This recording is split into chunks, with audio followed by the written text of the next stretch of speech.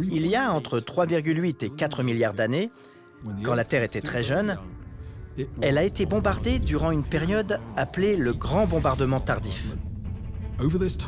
Durant cette période, qui a duré 100 millions d'années environ, la Terre a été sans cesse heurtée par des astéroïdes, des comètes. Et il est probable qu'une grande partie de l'eau que l'on trouve sur la surface de la Terre soit arrivée à ce moment-là.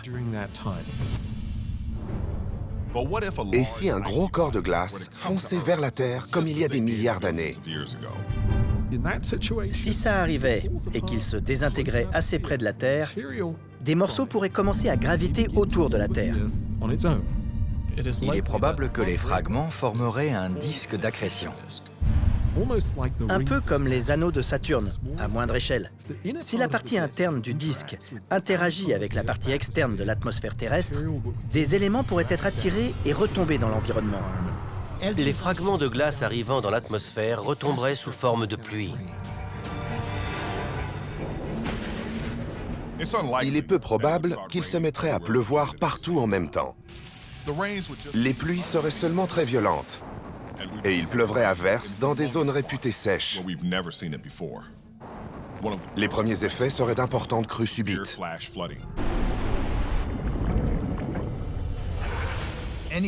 Les régions du monde où il pleut rarement ont un sol imperméable.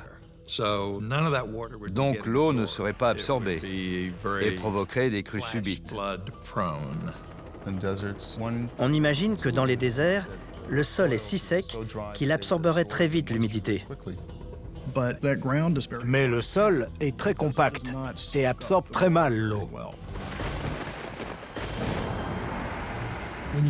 Lorsqu'il pleut dans le désert, la pluie touche le sol et s'écoule dans des canaux asséchés depuis des centaines d'années, voire des milliers d'années. Toute cette eau déversée dans un environnement inadapté la force à s'écouler et à former des torrents. Ça peut s'avérer très dangereux. Imaginez un mur d'eau s'écoulant dans une ravine sur des kilomètres.